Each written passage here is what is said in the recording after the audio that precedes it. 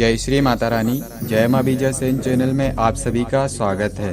आज हम आप सभी को ध्यान करने की बहुत ही सहज और सरल विधि बताने जा रहे हैं, जिसके माध्यम से आप सभी ध्यान की गहराइयों में जा पाएंगे और ध्यान की स्थितियों को भी समझ पाएंगे। तो आप सभी को करना क्या है, आप सभी जिस भी स्थिति में ध्यान करते हैं उसी स्थिति में आप सभी ध्यान करिए, कोई दिक्कत वाली बात नहीं है। लेकिन आप सभी को ध्यान करने से पहले कुछ स्थितियों को, कुछ टिप्सों को समझना होता है, तभी आप सभी ध्यान की गहराइयों में जा पाएंगे, ध्यान की स्थितियों को समझ पाएंगे। अन्यथा आप सभी ध्यान करते रहेंगे लेकिन आप सभी ध्यान की कभी गहराइयों में नहीं पहुंच पाएंगे, ना ही ध्यान की कभी स्थितियों को समझ पाएंगे। तो आप सभी जिस भी स्थिति में ध्यान करते हैं आप सभी उसी स्थिति में ध्यान करिए, कोई दिक्कत वाली बात नहीं है। लेकिन आज हम आप सभी को जो भी स्थिति बताने जा रहे हैं उस स्थिति से आप सभी ध्यान की गहराइयों में पहुंच पाएंगे, ध्यान को समझ पाएंगे और ध्यान में जाने के बाद आप सभी बहुत सारी ऐसी स्थितियों को समझ पाएंगे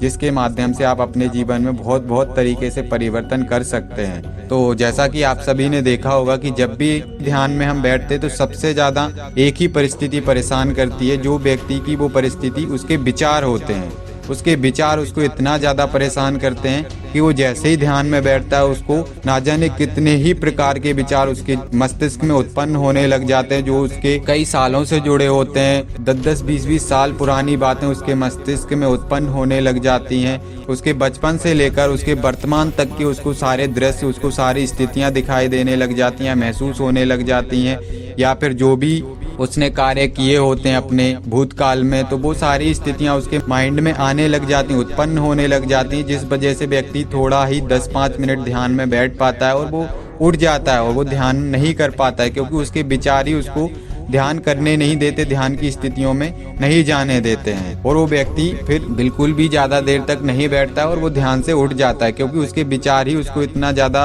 परेशान कर देते हैं कि वो व्यक्ति ज़्यादा देर तक ध्यान में नहीं बैठ पाता और व्यक्ति ध्यान से उठ जाता है। तो ऐसी स्थिति में आपको करना क्या है, क्या विचारों को रोकना चाहिए या फिर विचारों को आने देना चाहिए? तो आज हम आप सभी को बताते हैं कि आप सभी को ना ही विचारों को रोकना है और ना ही विचारों को आने देना है, क्योंकि आप सभी जानते हैं कि विचार चंचल होते हैं। चंचल जिस प्रकार से आप सभी ने देखा होगा, जो नदी की जो जलधारा होती है वो भी आप देख सकते हैं, या फिर आप छोटे से झरने को भी देख सकते हैं, या फिर आप थोड़ा सा पानी भी बहा के देख सकते हैं कि जो पानी होता है वो बहुत ही चंचल होता है। किस प्रकार से चंचल होता है, जैसे ही आपने देखा होगा कि थोड़ा सा अगर पानी बहते हुए आ रहा है, अगर आप उसको रोकने की कोशिश करोगे तो वो रुकेगा तो नहीं, अपितु वो दूसरा मार्ग बना लेगा, वो वहां से फूटने लग जाएगा, वहां से निकलने लग जाएगा, लेकिन वो रुकेगा नहीं। तो इसी प्रकार से आप विचारों की अवस्था को समझ सकते हैं कि जैसे ही आप विचारों को कंट्रोल करने की कोशिश करते हैं या रोकने की कोशिश करते हैं तो वो रुकते नहीं, अपितु वो दूसरे प्रकार के विचार उत्पन्न होने लग जाते हैं, नेगेटिव, पॉजिटिव,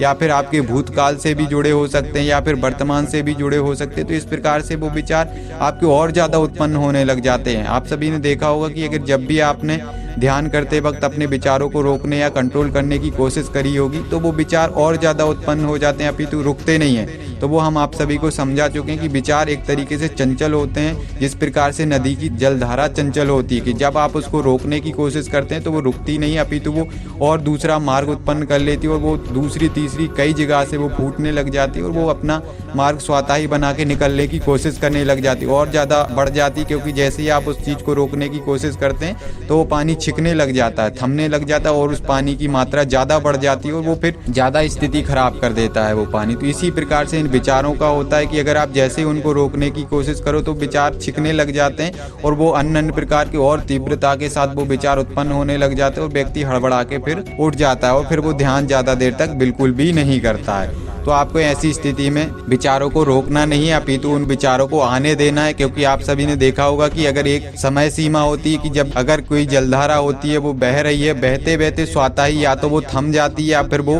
पानी कम हो जाता है, या फिर वो जो जलधारा वो तीव्रता से बह रही होती है वो धीरे धीरे करके वो कम हो जाती है, या फिर वो जलधारा होती है वो थमने लग जाती है या फिर वो धीरे करके कम हो जाती है। वो जलधारा पानी धीमा करके थोड़ा कम हो जाता है। तो इसी प्रकार से जो विचारों की स्थिति होती है, अगर आप इनको रोकने की कोशिश करोगे तो ये ज़्यादा मात्रा में बढ़ जाते हैं, लेकिन अगर आप इनको रोकते नहीं तो आते आते 10-20 मिनट तक रेगुलर आते रहेंगे, लेकिन एक स्थिति ऐसी बनती है कि वो विचार स्वयं से ही रुकने लग जाते हैं और धीमा धीमा करके एक समय ऐसा होता है पूर्ण रूप से थम जाते हैं। ज्यादा से ज्यादा आपको 20 मिनट लगेंगे या 30 मिनट लगेंगे और आपके पूर्ण रूप से विचार रुक जाएंगे और वो विचार आना पूर्ण रूप से बंद हो जाएंगे। और ऐसी स्थिति में फिर आप पूर्ण रूप से ध्यान की गहराइयों में जा पाएंगे, अपने मन मस्तिष्क विचारों को एकाग्र स्वतः ही कर पाएंगे। तो आप सभी को अपने विचारों को रोकना नहीं है, अपितु आने देना है। अगर आप रोकने की कोशिश करोगे तो कभी उन विचारों को रोक नहीं पाओगे, क्योंकि विचार एक तरीके से पूर्ण रूप से चंचल होते हैं और उनको कोई भी व्यक्ति अगर रोकने की कोशिश करता है तो वो फंसता ही है, ना कि कोई निकल पाता। लेकिन अगर कोई हठ योगी होता है, मतलब हठ के माध्यम से ही हर चीज को कंट्रोल करने की कोशिश करता है, तो वो व्यक्ति हाँ विचारों को कंट्रोल कर लेता है, लेकिन एक समय सीमा तक ही कर पाता है। लेकिन उसके बाद फिर से उसके अंदर वही विचार उत्पन्न होने लग जाते हैं। लेकिन हठ योगी इस प्रकार के विचारों को कंट्रोल कर लेता है। बड़े बड़े जो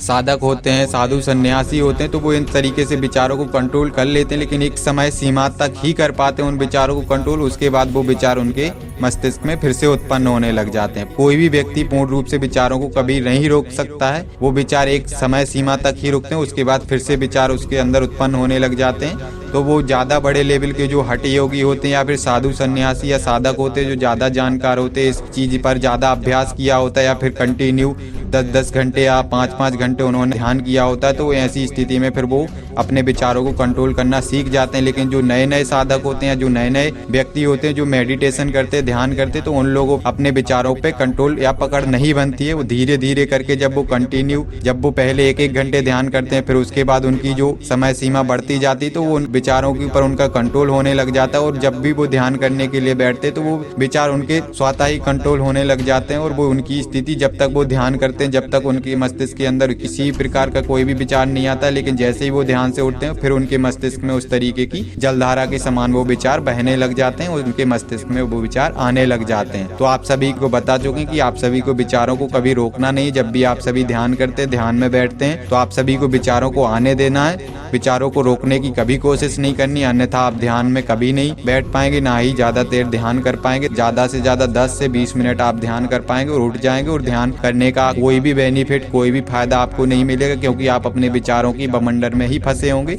और आप उन्हीं बवंडर में फंसे फंसे आप ध्यान करके उठ जाएंगे, जिससे आपको कोई लाभ नहीं होगा और ध्यान करने से आपको किसी प्रकार का आपके जीवन में कोई परिवर्तन भी नहीं होगा। तो आप सभी को इस प्रकार की स्थिति बिल्कुल भी नहीं करनी। जब भी आप सभी ध्यान करते हैं तो आप सभी को अपने विचारों को आने देना। ज़्यादा से ज़्यादा विचार आपके 20 से 30 मिनट तक ही आते हैं, उसके बाद स्वतः ही आपके विचार रुक जाएंगे और उसके बाद आपका मस्तिष्क स्वतः ही शून्य होने लग जाएगा। आपके मस्तिष्क में विचार आना स्वतः ही धीमे हो जाएंगे, रुक जाएंगे। उसके बाद आप ध्यान की एकाग्रता में जाने लग जाएंगे। तो आप सभी को जो भी हमने स्थिति बताई, तो इसी स्थिति से आप सभी को ध्यान करना है। बाकी आपको दूसरे तरीके से ध्यान करने की विधि बताते हैं, उस तरीके से भी आप सभी ध्यान कर सकते हैं। और इस तरीके से जब आप सभी ध्यान करेंगे तो वो ध्यान आप सभी का लगने लग जाएगा और ध्यान की गहराइयों में आप सभी जाने लग जाएंगे। और जब भी आप सभी ध्यान करते हैं तो ध्यान के साथ साथ ज्यादा आप सभी के लिए विचार परेशान करते हैं या फिर आप सभी के लिए ज्यादा मात्रा में विचार आते हैं, इस तरीके की स्थिति बनती कि 20 से 30 मिनट होने के बाद भी वो विचार नहीं रुक रहे हैं, तो आप सभी के लिए फिर क्या करना है, जिस भी शक्ति को आप मानते हैं, जिस भी शक्ति को ज्यादा प्रिय मानते हैं, जो भी आपकी इष्ट शक्ति है, जैसे आपके इष्ट भोले बाबा या फिर इष्ट शक्ति माता भगवती हैं, तो आप सभी को या तो नमः मंत्र या फिर ओम नमः शिवाय मंत्र या फिर जिस शक्ति को भी आप प्रिय मानते हैं, उस शक्ति का आपको नाम पता है, तो उस शक्ति का या तो आप शुरू में ही आप जब ध्यान में बैठते हैं तो बिल्कुल बैठने के बाद मन ही मन आपको मुंह से ना ही जीभ हिलाना है, आपको ना ही मुंह चलाना है, आपको कुछ भी नहीं करना है। और ध्यान में बैठे बैठे आप सभी के लिए मन ही मन जिस भी शक्ति को आप प्रिय मानते हैं उस शक्ति का नाम स्मरण करना है या फिर उस शक्ति का मंत्र स्मरण करना है मन ही मन। तो आप सभी इस स्थिति से अगर आप ध्यान करते तो इस स्थिति में आपको बहुत सारे तरीके से लाभ होंगे, क्योंकि जब आप मन ही मन किसी शक्ति से स्मरण कर रहे होते हैं, किसी शक्ति का नाम का स्मरण कर रहे होते हैं, मंत्र का स्मरण कर रहे होते और ध्यान कर रहे होते, तो ऐसी स्थिति में आप सभी के लिए वो शक्ति आपके समक्ष आ जाती। क्योंकि जब आप उस शक्ति का मन ही मन मंत्र उच्चारण कर रहे होते हैं या फिर उस शक्ति का नाम स्मरण कर रहे हो, तो उस शक्ति तक आपकी पुकार पहुंचती है और पुकार जब पहुंचती तो वो शक्ति आपके समक्ष आती है। ऐसी स्थिति में और जब कोई शक्ति आपके समक्ष आती है तो समक्ष आने के बाद स्वतः ही आपके विचार रुकने लग जाएंगे और ऐसी स्थिति में आप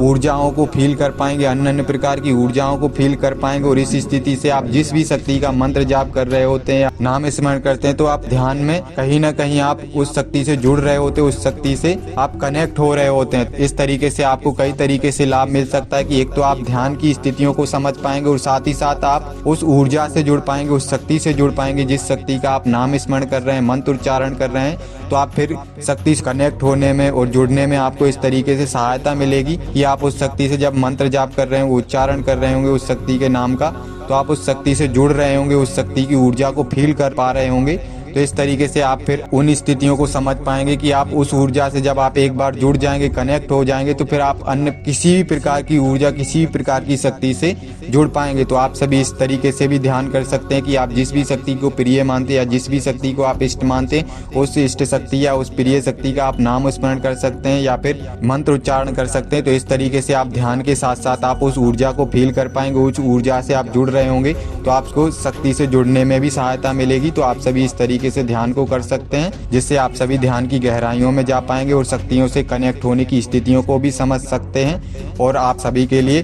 जो आपकी अंदर की ऊर्जा होगी वो भी आपकी बढ़ेगी, क्योंकि जब आप किसी भी शक्ति का ध्यान करते हैं, मंत्र का जाप करते हैं, उच्चारण करते हैं, नाम का स्मरण करते हैं या फिर ज़्यादा देर तक आप कंटिन्यू ध्यान करते हैं, तो ऐसी स्थिति में आपके अंदर की ऊर्जा भी बनती है, साथ ही साथ आपका ऑरा भी बनता है और आप हर तरीके से स्ट्रॉन्ग होते जाते हैं। तो आप सभी इस तरीके से जो भी हमने ध्यान के तरीके बताए, इस तरीके से आप सभी ध्यान कर सकते हैं, मेडिटेशन कर सकते हैं और अपने जीवन में बहुत बहुत तरीके से परिवर्तन ला सकते हैं। और आगे आने वाले समय में हम आप सभी को ध्यान के लाभ के बारे में बताएंगे कि ध्यान करने से किस किस तरीके से लाभ होते हैं और ध्यान करने से किस किस तरीके से हानियाँ होती हैं। तो हम आप सभी को आने वाले समय में इन ध्यान के लाभ के बारे में और ध्यान की हानि के बारे में दोनों तरीके के वीडियो बनाएंगे। तो अगर आप सभी को हमारे द्वारा दी हुई जानकारी अच्छी लगी हो तो वीडियो को लाइक कीजिए, शेयर कीजिए। अगर आप हमारे चैनल पर नए हैं तो चैनल को सब्सक्राइब कीजिए। जय श्री माता रानी।